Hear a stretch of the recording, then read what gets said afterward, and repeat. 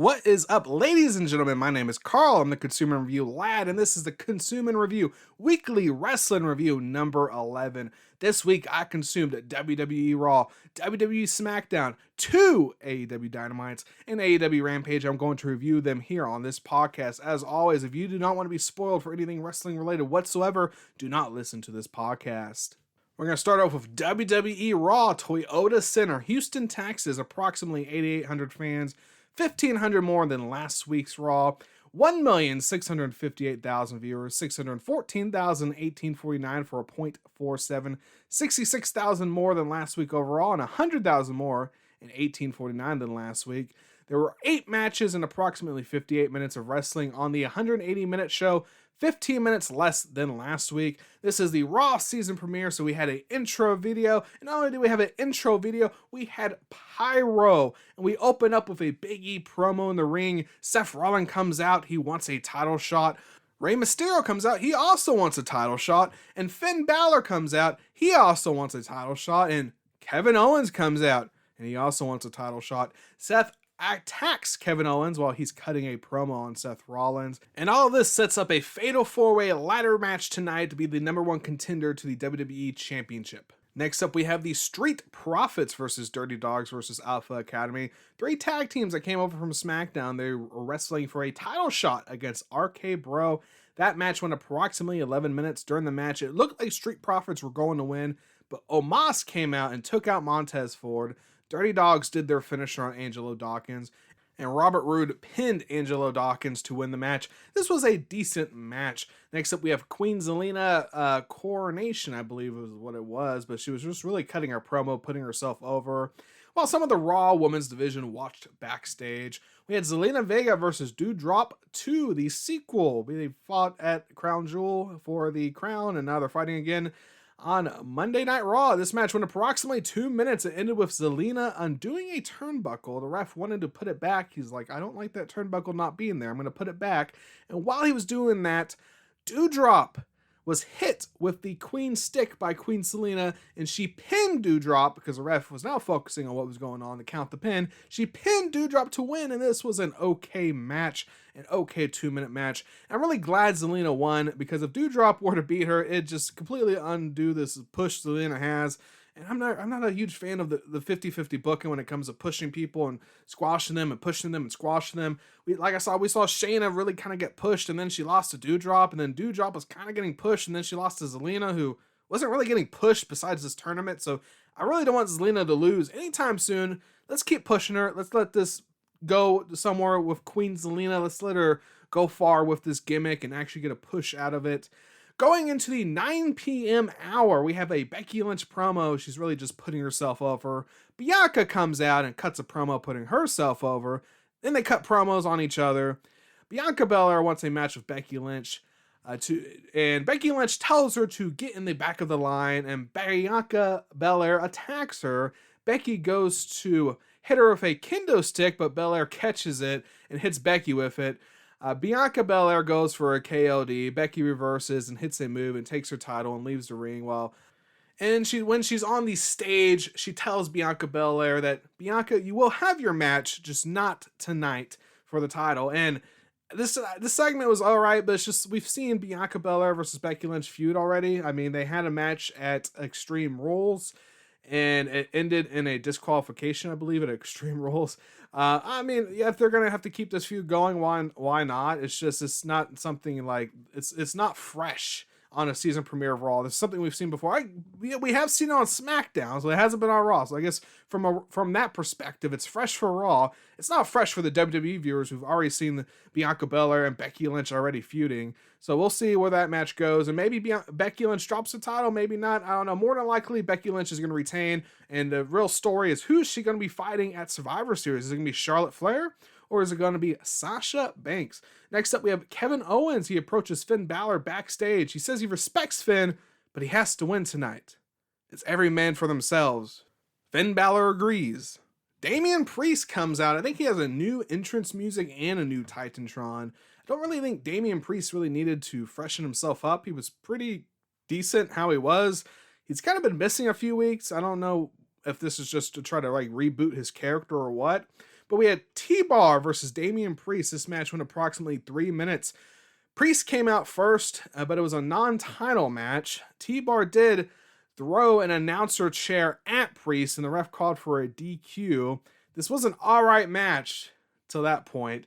After the match, Priest just loses it and just beats up T-Bar. So it looks like they're making slight character changes to Damian Priest, maybe making him seem tougher, more hardened. He just completely destroyed T-Bar after that. So we'll see where they're going from here. He's still a babyface, so he's not a heel, but we'll see where they're going from here with Damian Priest. We have Carmella backstage, promo, putting herself over. She cuts a promo on Liv Morgan. We're going to see Carmella versus Liv Morgan again, because we have Carmella versus Liv Morgan. This match went approximately 4 minutes. Ends with Carmella doing a face-planting move on Liv Morgan. I don't even know what that move's called, but she kind of took Liv Morgan's face and pushed into the mat. Well, she kind of like slammed it. Anyways, she pinned her. She won. It was an okay match. So Liv Morgan's just not getting that push. Liv Morgan's almost like the 2016 to 2017 Becky Lynch, where the crowd likes Liv Morgan. The crowd wants to see Liv Morgan win, but she's just not going anywhere. She's not winning. She's not getting pushed. You think she might be getting pushed, and then she loses. And it's the same old thing on SmackDown. It's the same thing on Raw. So we'll see where they're going with Liv Morgan. We'll see where they're going to go with that. Next up, we have a Keith Bearcat Lee versus Cedric Alexander with Shelton Benjamin ringside. This match went approximately 1 minute. Cedric Alexander, he got a reverse jobber entrance for this match, and he acted like a typical jobber. Lee just destroyed him and just slammed him to win. It was an okay match.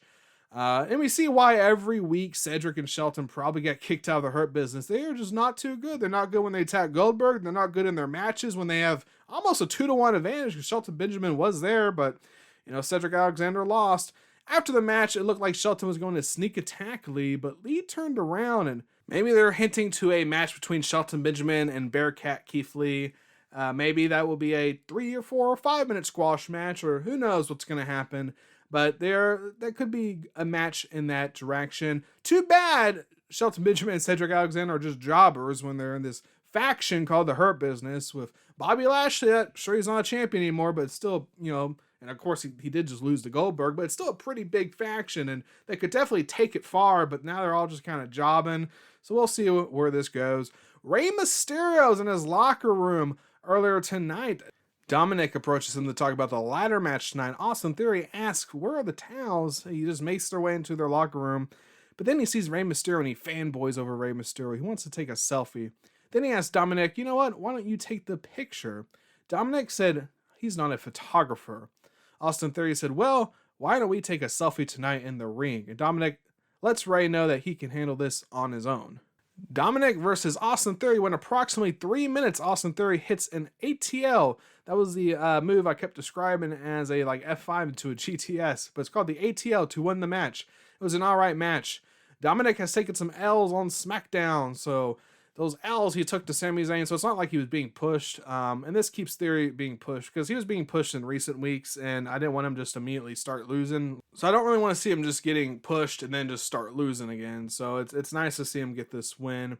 We have RK Bro and Gorilla. This is our weekly Orton Riddle segment.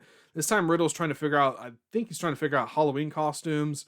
Orton cuts a promo about the match that they are about to have. We have a Veer video package. Even though Veer's been on Raw the past few weeks, we're getting a video package for him coming to Raw. Going into the 10 p.m. hour now, we have Dirty Dogs versus RK Bro for the Raw Tag Team Championship. So that match the Dirty Dogs won earlier. Now they're going to get their Raw Tag Team Title Championship match. Now they're doing double duty tonight on Monday Night Raw. That match went approximately 12 minutes. RK Bro came out first as champions, and Riddle won via a roll-up. It was a decent match. After that, we have Seth Rollins. He's backstage interview. He cuts a promo, putting himself over. Video recap of the Goldberg-Lashley match at Crown Jewel. And we get a tweet from Bobby Lashley talking about when he returns to Raw. It's still his show. So I guess he's maybe taking a break after his Goldberg match. So we'll see when he returns to Raw. What happens? How long will his break be? Next up, we have Rey Mysterio versus Kevin Owens versus Finn Balor versus Seth Rollins in the 4-way ladder match for a shot at the WWE Championship. This match went approximately 22 minutes. Rollins climbed up the ladder and takes the contract to win. This was a fun match. After the match, Big E comes out and they have a face-off. Rollins goes for a handshake. Big E declines. Rollins walks away. He goes to Gorilla where he gets interviewed, and he cuts a promo about how Raw is his show. Next week, we have Bianca Belair versus Becky Lynch for the Raw Women's Championship. So this new episode of Raw, it wasn't bad. It wasn't amazing or great. The ladder match was fun. Some of those tag matches were all right. It's still not at the level you would want it to be, but we're just gonna have to see what happens. And again, with Survivor Series, it's gonna be, they can build storylines, but with Survivor Series, it's mostly gonna be SmackDown versus Raw. So we'll kind of almost have to see what's gonna happen after Survivor Series and just kind of see where these storylines going. So far, they've had a lot of the SmackDown talent on Raw, and there's a lot of great SmackDown talent on Raw now. And like I said, it was probably better than the last few Raws, but it's still not like a very entertaining show. It's just an okay, all right show. Next up, we have a WWE SmackDown, Mohegan Sun Arena at Casey Plaza, Wilkesboro, Pennsylvania. Approximately 4,100 fans, around 400 less than last week. Last week, SmackDown had 2,249,000 viewers and 314,1849 for 0.24. They had 1,383,000 more in overall and 445,000 more in 1849 than the week before. But of course, that's because last week's SmackDown was on Fox and the week before was on FS1, so that's why there's a huge jump there. There were 5 matches and approximately 36 minutes of wrestling on the 120-minute show, 16 minutes more than last week's show. This SmackDown is on FS1. And we have an intro video. We start off with a Charlotte Flair in ring, cutting a promo, putting herself over. Sasha Banks comes out, gets in the ring, and they cut a dueling promo really about Sasha wanting a title match with Flair. Then Shotzi Black comes out. Shotzi cuts a promo outside the ring on her tank about facing Charlotte. Charlotte said, "You will get your match right now, a championship contenders match." So we have Shotzi Black versus Charlotte Flair, championship contenders match that went approximately 12 minutes. Sasha was ringside for this match. Sasha went on the apron to confront Charlotte during the match. Shotzi went to attack Charlotte, but she moved. Shotzi was in face-to-face with Sasha. Charlotte used that distraction to hit a natural selection and win. It was an okay match. After the match, Sasha goes to comfort Shotzi. Then Shotzi just shoves Sasha down and screams at her, blaming her for her loss. Charlotte goes to try and attack Sasha, but she's not able to do it. Sasha kind of sees the attack coming. And Shotzi uses that to attack Sasha herself and just completely beats Sasha up. Just beats her up. So Shotzi Black is, I guess that was a heel turn, so she's a heel now, and I guess Sasha Banks is a face now because Sasha Banks was a heel. So Charlotte Flair heel, Sasha Banks face, Shotzi Black is a heel. I guess this is your division right now for the WWE SmackDown Women's Championship. But of course, Shotzi Black lost, so I guess Sasha Banks and Charlotte Flair might be next. And since Shotzi Black's a heel, I don't think she's going to be facing Charlotte Flair for the belt anytime soon. We go backstage interview. Kayla is interviewing Jeff Hardy. Jeff cuts a promo about being back on SmackDown, but Happy Corbin and Madcap Moss interrupt the interview. Happy Corbin cuts a promo about his match later on tonight. We have Adam Pearce at home talk about Lesnar's attack on him last week. Paul Heyman's watching it backstage. Lesnar has been fined $1 million for the attack.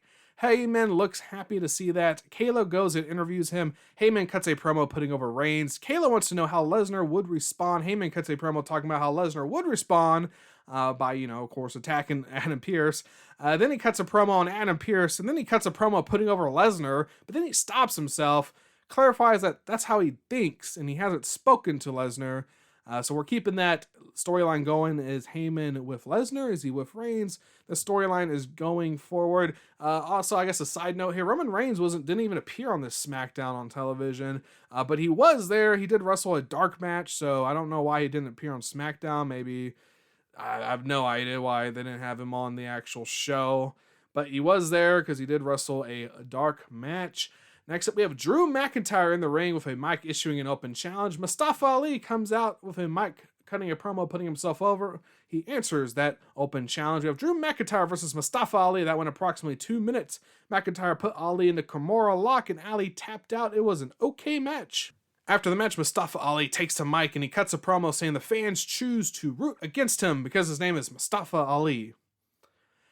Next up, we have Kofi and King Woods backstage segment with Hit Row, who treat King Woods like a royalty, and they start a chant for him. We have a Jay Lee, a video package. She's coming to SmackDown. We're going into the 9 p.m. hour now. We have King Woods making Kofi Kingston, Sir Kofi Kingston, the hand of the king. The Usos come out and they go into the ring and they cut a promo about how SmackDown is their show. They cut dueling promos back and forth. King Woods sets up a match tonight, Usos versus the New Day. They start brawling when one of the Usos wanted to touch King Woods' stick because he wanted to know if it was real gold. But Kofi said, no, you can't touch the stick. And one of the Usos attacked Kofi. And then they left the ring before King Woods could retaliate. Next up, we had Shinsuke Nakamura and Rick Boogs versus Happy Corbin and Madcap Moss in a trick-or-treat street fight. That went approximately 10 minutes. There were jack-o'-lanterns and other Halloween decorations around the ring. There were some masked individuals around the ring also. During the match, Reggie from Raw came out being chased by, I believe, the Viking Raiders and some other people for the 24/7 title. Now, the 24/7 title is a Raw thing. Not really sure why he's on SmackDown, but that's what we saw. He ended up being chased into the match and then out of the match. He didn't really interfere with the match at all, and none of the other people interfered with the match either. The match ended with the two Max guys who were ringside the whole match hit Boogs with kendo sticks, and Madcap was able to do a neckbreaker onto a pumpkin to win the match. It was an alright match. After the match, we realized the masked men were Humberto Carrillo and Angel Garza. We have Megan backstage interview with Sonya Deville, asked about bias against Naomi. She says she has no biases against Naomi. Sami Zayn interrupts Sonya, saying it's a mistake he's not on the show tonight. The conversation was cut off for a Naomi entrance. We don't know what Sami Zayn was saying to her. But I guess he's not on the show tonight. That's what he was complaining about. We have Naomi versus Shayna Baszler. This match went approximately 2 minutes. Now, before the match, there was no referee. Sonya came out and said the ref that was supposed to work this match was actually injured by Lesnar last week, so she's going to ref the match. During the match, there was a spot where Naomi, it looked like she botched a ring rope jump where she jumps on the ring ropes and then jumps on the opponent, but she kind of jumped on the ring rope, lost her balance, and fell. Sonya was by the rope, but she wasn't touching the rope, so I'm not sure if this was a missed spot by Sonya, an actual botch, or if it went as planned as how it was shown. But Cole did say she was distracted by Sonya, which is why she messed up the move. Naomi still hit a move and pinned Shayna Baszler, but Sonya didn't do the count. Shayna reverse rolled up Naomi and Sonya hit a quick count. Shayna Baszler won. It was a match. After the match, Naomi and Sonya were kind of arguing, and then Shayna came up behind Naomi and put her in a Karamuna clutch. Kayla interviewing Gorilla of King Woods and Kofi. They cut a promo about Kofi being able to protect King Woods. Naomi backstage interview by Megan. Naomi cuts a promo about having a match with Sonya if she ever decides to wrestle. And then cuts a promo about facing Shayna, face to face without other people being there. We have the New Day versus Usos. This match went approximately 11 minutes. And Usos super kicked Kofi right after he tagged in Woods, but he didn't know he tagged in Woods. And the Uso pinned Kofi. But since Kofi was not the legal man, the ref didn't go for the count. Woods then rolled up the Usos to win. It was an alright match. So this SmackDown wasn't really that great. There were some alright matches there, but it wasn't as good as previous SmackDowns. It wasn't a terrible show. Some of it was enjoyable, but it just overall wasn't that great. And hopefully it improves. I think the SmackDown roster they have is good enough to put on some good SmackDowns. And SmackDown is just 2 hours. And of course, this was a SmackDown, like I said, without really Roman Reigns on there. So I don't know why he wasn't on there, but he wasn't on there. I don't know if it would have improved the show, maybe if he wrestled a match or something, but it was just not that great of a SmackDown. And of course, this SmackDown was on FS1, the last one on FS1. Next time it's going to be on Fox. I think it's going to be on Fox going forward. So we'll just see where SmackDown is going forward. So we do have some WWE news here. WWE officially announced next year's schedule for their pay-per-views. And there will be a 2-night WrestleMania. So it was rumor, but now it's news. WrestleMania will be 2 nights next year. We also have SummerSlam will take place July 30th at Nissan Stadium in Nashville. And there will be a Labor Day pay-per-view. They just don't know what day it's going to be on. And rumor has it might be a show in the United Kingdom. So we'll just have to see where that show ends up and what date that show ends up. But they did announce some sort of Labor Day weekend pay-per-view, which is also the same weekend we have the All Out pay-per-view for AEW. But if they do a show in the United Kingdom, it probably won't have any effect on the AEW show. And if they do a show in the United Kingdom, it could also be on a Saturday. I'm not sure where AEW All Out will be next year. They were on Sunday this year. They could be on Sunday next year, or they could move to Saturday. I'm not sure, but I don't really see those shows going head-to-head yet, but because nothing's been announced. So if something's announced, then you can say, okay, they might do a head-to-head pay-per-view show, which that's something WWE hasn't done yet. But now that WWE's running Saturday night pay-per-views, it's possible, but a lot of AEW pay-per-views are on Sunday now, so we'll just have to see what happens going forward. But if that does happen, WWE has their pay-per-views on Peacock. AEW, you actually have to pay for their pay-per-views, so it would be kind of interesting, but I really don't think it would matter that much, because I really think there are just almost two completely separate fan bases at this point. Yeah, there's people that do watch both shows, but I feel like there's a lot of people that just really watch WWE and a lot of people that really watch AEW, and if they had head-to-head pay-per-views, they're going to watch the show that they are more excited about. Anyways, speaking of that, let's go ahead and go into AEW. We have 2 Dynamites this week because I didn't cover Dynamite last week. So we'll start off with the Saturday Night Dynamite, AEW Dynamite, Edison Financial Arena, Orlando, Florida. Approximately 6,000 fans in attendance, approximately 3,400 more than last Saturday night's Dynamite, I think was in Miami. So the Dynamite before this one, the Miami Dynamite, had 727,000 overall viewers and 366,000 in the 1849 range for a .28, 326,000 less in overall and 123,000 less in 1849 than the Dynamite before it, which was on a Wednesday night.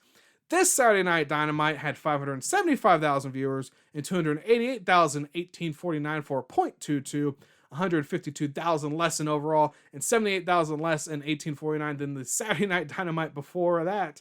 There's also a replay of SmackDown running head-to-head with this Dynamite on Fox that got 732,000 overall viewers and 212,000 viewers in 1849 for a .16. Not sure if that had any effect at all with AEW's rating, but apparently there was a SmackDown running head-to-head on Fox against this AEW. This Saturday Night Dynamite had 6 matches and approximately 44 minutes of wrestling for the 120-minute show, 6 minutes less than the Dynamite before it.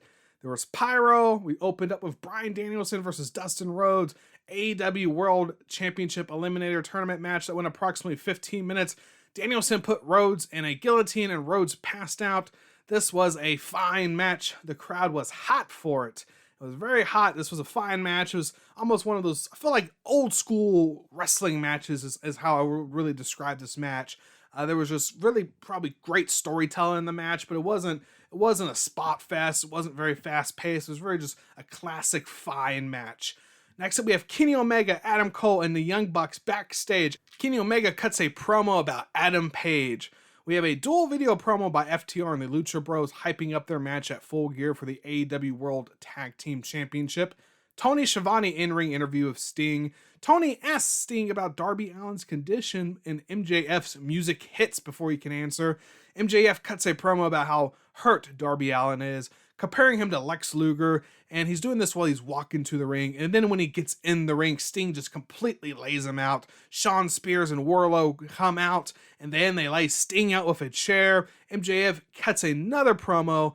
They leave. Sting gets back up. MJF punches him with the diamond ring on his hand and lays him out again. Tony Schiavone backstage interview of Britt Baker. Britt cuts a promo on Tay Conti. Tay Conti versus Britt Baker is the match at Full Gear for the AEW Women's Championship.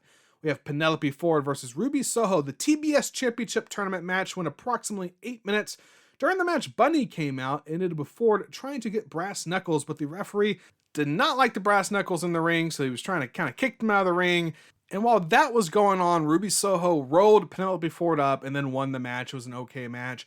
After the match, it looked like Bunny and Penelope Ford were going to beat up Ruby Soho, but Red Velvet came out and Ruby and Red went to attack, but Bunny and Ford got out of the ring and left. We see MJF and Shawn Spears talking backstage. MJF goes to cut a promo on Darby Allin, but Wardlow interrupts, wanting to know why MJF shoved him into Sting last week. MJF said it wasn't intentional, he just reacted, and then he assigned Spears to be Wardlow's accountability buddy. Anthony Green versus Bobby Fish. When approximately 2 minutes, Anthony Green got a jobber entrance. Bobby Fish hit the knockout kick to win. It was an okay match. The real story here was after the match, Bobby Fish continues to attack Green. CM Punk comes out and runs into the ring, and Bobby Fish runs out. So Bobby Fish just had a heel turn. He's going to be a heel going forward. It looks like he's going to have a match with CM Punk. Tony Schiavone, backstage interview of Leo Rush and Dante Martin. Rush cuts a promo on Matt Sydal and puts over Dante Martin. Sets up a tag team match. Sydal brothers versus them. It's going to be a match on Rampage. But match is actually not going to end up taking place because Mike Sydal is injured, so it ends up being Matt Sydal versus Dante Martin 3. We have Lance Archer versus Eddie Kingston. This match went approximately 7 minutes. Before the match even started, when Lance Archer was having his entrance, Eddie Kingston attacked him from behind. And then Archer ended up taking a fan and throwing him on Kingston. During the match, Archer went for a moonsault, but landed on his head. It looked terrible. It looked really bad, and so he was talking with a doctor actually during the match, but then he went back in to wrestle, but it was just Eddie just rolling him up to win. It was an okay match. I'm not sure how much time the match got cut off because of the botch. I don't think it changed the outcome of the match. I'm pretty sure Eddie Kingston was going to win that match anyways, but it could have cut some time off because of the botch. Maybe just couldn't finish. Archer may not have been able to finish the match, so they just went ahead and go home and just had Kingston roll him up real quick to get the win. They could have just, if he's really injured, they could have just called the match, but maybe it makes Eddie look bad if they call the match. I'm not sure, but I'm not sure if that was a reasoning or what really happened there. But as soon as Archer got back in the match, he just got rolled up and Eddie won. So Eddie Kingston ended up winning this match, and he's advancing in the tournament. Next up, we have the Man of the Year of Dan Lambert in the ring of Ethan Page. He cuts a promo on the Inner Circle. Sammy Guevara comes into the stage with a mic, and he cuts a promo putting himself over. Cuts a promo on Ethan Page, and asks what the stipulation is for Dan. Dan cuts a promo on Sammy. Tells Sammy that the stipulation for the 10-man match is if he puts the TNT title against Ethan Page. And if Sammy loses that match against Ethan Page, he has to leave the Inner Circle forever. Sammy says it's a deal, but if he wins, he gets to decide the 3 members of American Top Team that they'll get to face in that match. Sammy goes to leave, but Scorpio Sky and Ethan Page go and attack him. And then the Inner Circle comes out minus Chris Jericho, and they attack them, and they run away and leave. So yeah, Chris Jericho had his cruise that weekend, so some of the AEW talent weren't there, and of course Chris Jericho wasn't there. I know like Orange Cassidy, maybe some of the Dark Order also wasn't there. Maybe the Men of the Year thought the rest of the Inner Circle were on the cruise and were just surprised when they came out. That's why they went to attack them, and then of course they ran as soon as the Inner Circle, minus Chris Jericho, came out to help Sammy Guevara. Next up, we have a Jon Moxley backstage. He cuts a promo about the tournament and how he will win the AEW World Championship Eliminator Tournament. Sammy Guevara, cue card picture-in-picture moment.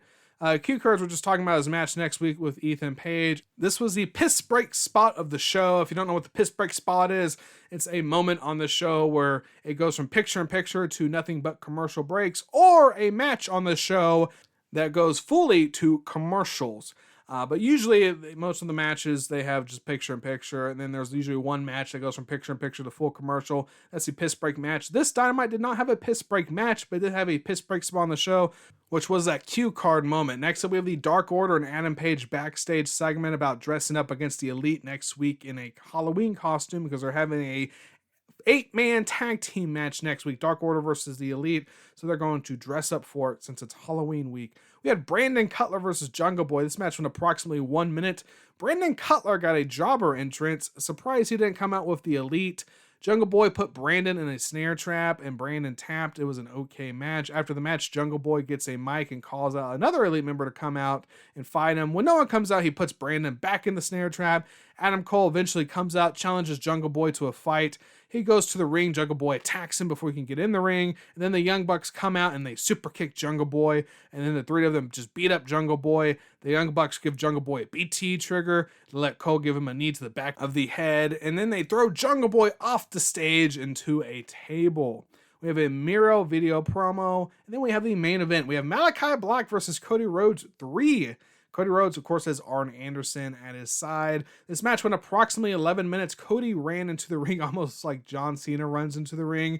During the match, some of the Nightmare family came out, but they didn't really do much besides just get rid of a chair that Malachi Black was maybe going to use as a weapon. Andrade came out, and his assistant tried to attack Arn, but Arn gave him a spine buster. Then Malachi ended up misting Arn Anderson.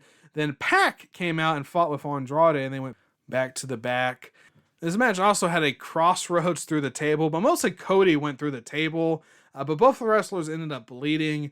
in this match. The match ended with a crossroads and then a Tiger Driver 98 giving Cody the win. This was a good match, probably the best match out of the 3 that they've had.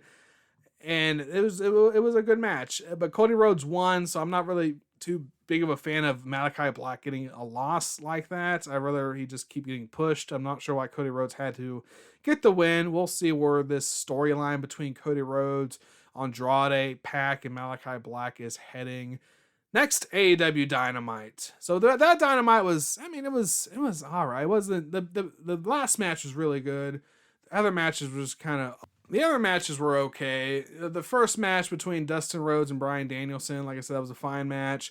It was a good match between Cody Rhodes and Malachi Black, but overall, this is probably not in the top half Dynamite. It might be in the top half, but it's like right in the middle. This is like an average Dynamite. This is one of those Dynamites that is just not that great, but someone who hasn't watched Dynamite before watches it and is like, wow, this is some great wrestling. That was a great show. I was really entertained, and all the fans were like, yeah, but I mean, there's a way better Dynamites, all right? You know, I'm glad you enjoyed the show, but this was not the top tier Dynamite. This was probably average to maybe below average of a Dynamite. So let's go to the next Dynamite, which is on a Wednesday night. AEW Dynamite, Agnes Arena, Boston, Massachusetts. Approximately 5,700 fans in attendance, 300 less than last week's Saturday Dynamite, or I guess last Dynamite, which was on a Saturday night. 941,000 viewers and 518,000 for a .40. 366,000 more in overall and 230,000 more in 1849 than the Dynamite before, which was on the Saturday night. So Wednesday night Dynamite, they were getting over 1 million viewers. They moved to Saturday. They go back to Wednesday. And they got under 1 million viewers. Of course, barely under 1 million viewers, but they still got under 1 million viewers. So we'll see where their ratings are going forward. This Dynamite had 6 matches and approximately 51 minutes of wrestling for the 120-minute show. 7 minutes more than the Saturday night Dynamite. Of course, this Dynamite opened up with Pyro, and then we opened up with CM Punk versus Bobby Fish. This match went approximately 13 minutes. This was CM Punk's first match on Dynamite. He has been wrestling either, of course, at the All Out pay-per-view and then just on Rampage. He's been exclusively on Rampage, and I thought maybe they would hype up his first Dynamite match. No, not at all. He just had his first Dynamite match, and then during the match, the announcers were like, yep, this is his first Dynamite match. CM Punk hits a GTS on his bad leg, and he was very slow to pin Bobby Fish, but he did pin Bobby Fish, but Bobby Fish kicked out right after the 3. So Punk did win the match. This was a decent match. Last week, Malachi Black, I don't know why they did a video promo last week with it. I guess after his match with Cody Rhodes, or I guess after his match with Cody Rhodes on Saturday night, he did a video promo. But it was a video promo of Malachi Black, just pretty much cutting a promo about Cody Rhodes. So this feud's still going on. I mean, they've only had 3 matches, and 2 Malachi Black, 1 Cody Rhodes, and this feud is still going on. This feud started, I think, back in July, and it's October going into November. Maybe it's going to resolve at Full Gear. What's one thing about AEW. Sometimes you just get really, really long feuds, and you're like, wow, this is impressive. This feud is still going on. And that's what we have right now with Malachi Black and Cody Rhodes. But now we have Andrade in the mix, and we have Pac in the mix. We'll really have to see where this storyline is going. We have MJF with Shawn Spears and Wardlow by his side, but it's MJF versus Bryce Donovan, who's kind of just a local wrestler from Boston. This match went approximately 1 minute. Bryce Donovan got a jobber entrance, and he pretty much was jobbing to MJF on this show. MJF hit a hit seeker. It wins with a finger to the chest to pin. It was a match. Just your classic squash match, pretty much. But after the match, MJF cuts a promo on Massachusetts, cuts a promo on Darby Allin. During the promo, Sting's music hits, but it was just a joke, and they were laughing at the Massachusetts fans for believing Sting was going to come out. But then the lights go out, and we see a black and white video of Darby Allin attacking someone with like an MJF like paper taped on his face of MJF's face at a concert or something. When the lights come back on, Sting is in the ring, he hits Wardlow with a baseball bat while MJF kind of just runs out. And then there's a lot of the fans were wearing costumes because it's Halloween week. Someone was wearing a costume. It took his mask off, and it ended up being Darby Allin in the crowd under the costume, so he goes to attack MJF. But MJF runs, so he attacks Shawn Spears instead. Darby Allin also attacks Wardlow. He hits Wardlow with his skateboard that has thumbtacks on the back of it. Darby Allin challenges MJF to a match at Full Gear. So this match they've been building for a few weeks now, they're finally going to get at Full Gear. Darby Allin versus MJF. Tony Schiavone backstage interview of Britt Baker, Rebel, and Jamie Hayter. They talk about a trick-or-treat match Britt Baker is going to have versus Abandon on Rampage. The treat is if Abandon wins, she gets a match with Britt Baker for the title, I believe is what the treat is. But the trick is it's a no disqualification match. So Britt Baker cuts a promo about that match. Ethan Page versus Sammy Guevara for the TNT Championship in approximately 11 minutes. Before the match starts, Sammy runs in and just attacks Ethan Page. This is just some really fun moments here of him just beating up Ethan Page around the ring, but the match hasn't started yet. Sammy rolls over Ethan Page to win. It was a decent match. It was just a roll up on Ethan Page. And like I said, it was a decent match. The moments before the match was fun. The match was fun. Decent match. So Sammy Guevara won. After the match, of course, they continue the fight. Scorpio Sky comes out, attacks Sammy. Jericho's music hits and his pyro hits in the inner circle. They just run out and they clear the ring. Chris Jericho grabs a mic, cuts a promo on Man of the Year, cuts a promo about their 10-man tag match at Full Gear. It will be a Minneapolis street fight. And next week, they will decide which members of the American Top Team will be in that match.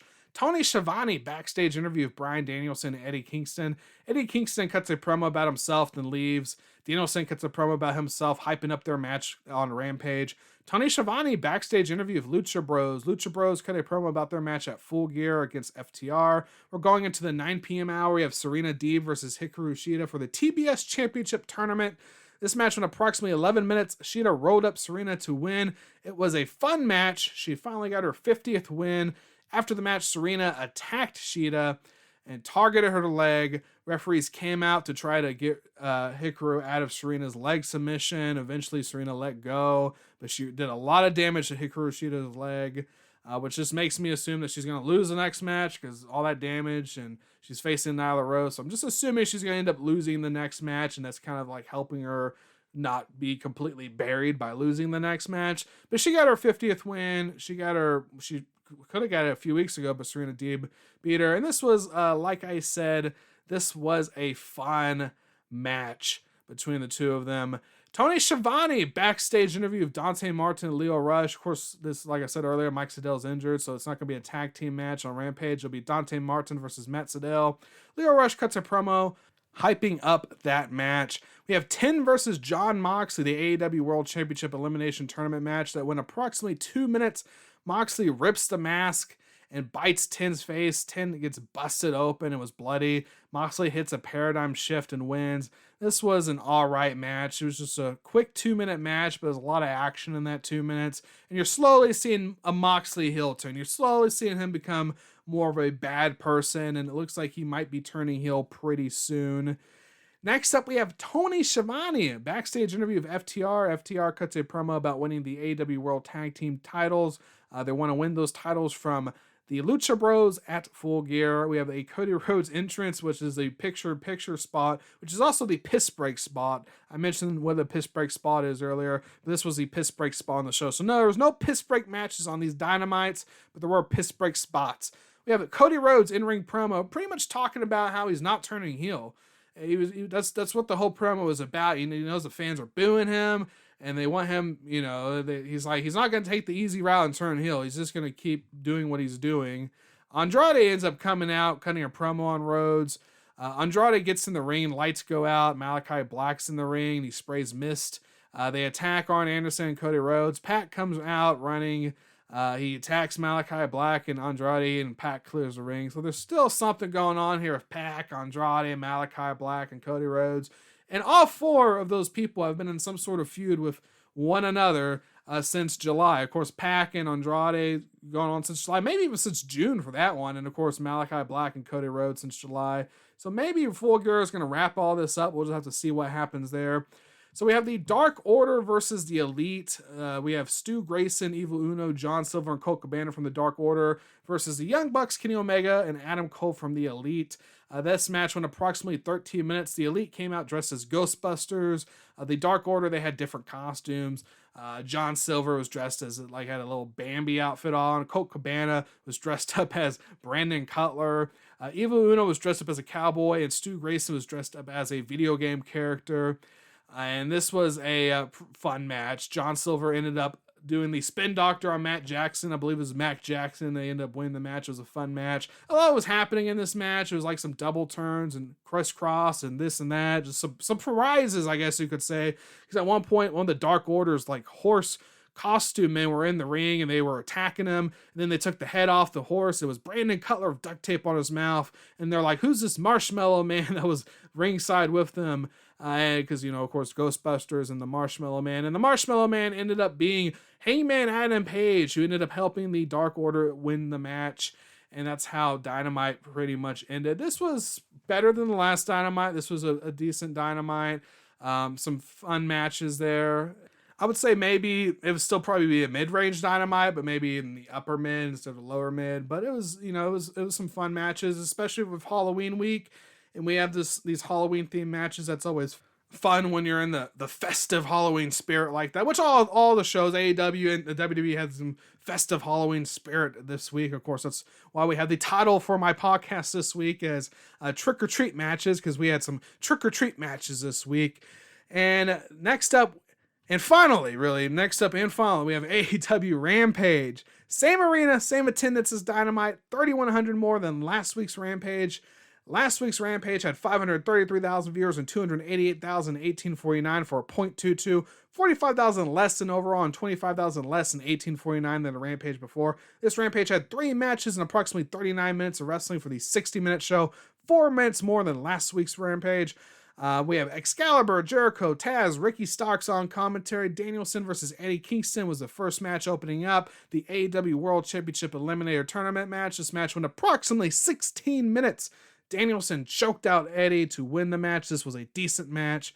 We go Tony Schiavone backstage interview of CM Punk. But CM Punk's interview gets interrupted by a very upset Eddie Kingston who's just screaming. Eddie trash talks CM Punk, and they kind of do some trash talking back and forth. So clearly there's a CM Punk versus Eddie Kingston feud that we're going to be seeing happen. Probably a match, I should say, is going to happen, but it's going to be a feud and then a match. This is probably your Full Gear match right here. Next up, we have the Matt Sydal versus Dante Martin 3. This match went approximately 11 minutes. Dante Martin won via a double springboard moonsault. This was a decent match. Mark Henry pre-main event interview. Abandon versus Britt Baker trick or treat match went approximately 12 minutes. This was the piss break match. And again, the piss break match is a match on Dynamite or Rampage that the viewers at home do not get to see the complete match of, because they either go to fully commercial breaks with no picture-in-picture, or they go picture-in-picture and then they cut off picture-in-picture. This was a full commercial with no picture-in-picture. This match, like I said, went approximately 12 minutes. There were 2 kind of table spots in this match that both fell. They tried to get abandoned through the table. It didn't work. They tried again. It still didn't work. There were some thumbtacks that Britt Baker got landed in. Some thumbtacks in Abandon's mouth. There's a lot going on in this match. This was a decent match, but Britt Baker rolled up Abandon to win. It was a decent match. All 3 of these matches on Rampage were decent, so I'm not sure where it ranks in the Rampage. I don't have a Rampage ranking system really going on. But they're all 3 decent matches, which makes it really hard to pick a match of the night and a worst match of the night. But here we are. This is what we're going to do. So let's go ahead and do the worst match of the night. For Saturday Dynamite is Lance Archer versus Eddie Kingston. A big part of that was just the botch and maybe the match ending sooner because of the botch. But that was the worst match of the night for that Dynamite. Worst match of the night for Wednesday Dynamite. MJF versus Bryce Donovan. Of course, just a classic squash match. That was the worst match of the night. Worst match of the night, Rampage. Abdul versus Britt Baker. This one was a hard one. This one, all 3 of these matches were teetering on match of the night to worst match of the night. So saying this match is the worst match of the night, it's not so in the match. There were 3 great matches, and it was really hard to pick because they were all decent. But I think this one is just the weaker of the 3. So this is why this one's the worst match of the night. And now, let's get to the match of the night. So the match of the night brought to you by Halloween candy. Isn't Halloween candy great? They come in different shapes, different sizes. Halloween candy is awesome. You just want some little snack bite Halloween candy or fun size Halloween candy. It's awesome this time of year to go out and buy any sort of Halloween candy and get the ones you want. You can get the smaller ones, the bigger ones, the king size one, all different sizes for Halloween candies. So Saturday night Dynamite match of the night is Malachi Black versus Cody Rhodes. Like I said, this was a good match. The best match those two have had so far out of their three. Good match there. Wednesday Dynamite was Dark Order versus the Elite. This one was hard. It was between that one and Serena Deeb versus Hikaru Shida, but I went with Dark Order versus Elite. That was more of a fun match there, and that was just a fun match. And then the Friday Rampage. Again, this one was a hard one. All three of them were really in contention here, but Matt Sydal versus Dante Martin was the match of the night for the Friday night Rampage. So that was my worst match of the night and my match of the night. And just a little outside WWE, outside AEW news, ROH apparently released all of their wrestlers. So their wrestlers are going to be able to wrestle for different promotions now.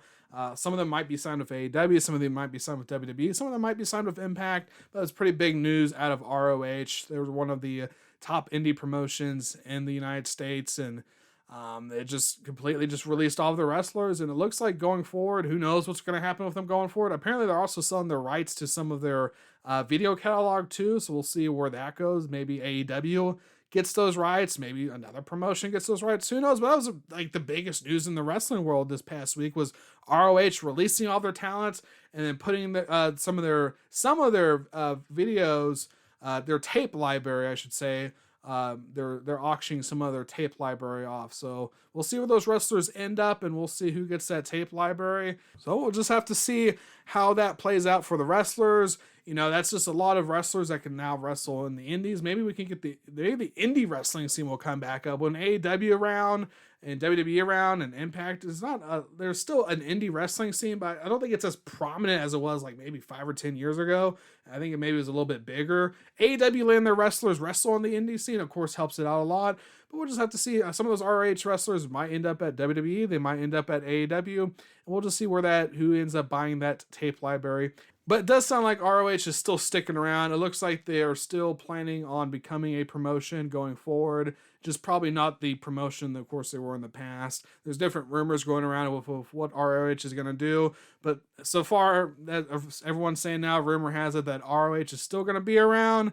But they went ahead and just released all their wrestlers. And they're, like I said, auctioning off their tape library. Anyways, that's it for this week's in the weekly wrestling review. I love to know what you guys think about the wrestling this week. So tweet me at consume_review if you're watching this on YouTube. Leave a comment down below. If you're watching this on YouTube and you enjoyed the podcast, please click like. If you didn't enjoy it, please subscribe. You might enjoy future podcasts. Anyways, my name is Carl. I'm the Consume and Review lad, and this has been the Consume and Review Weekly Wrestling Review number 11. Peace out.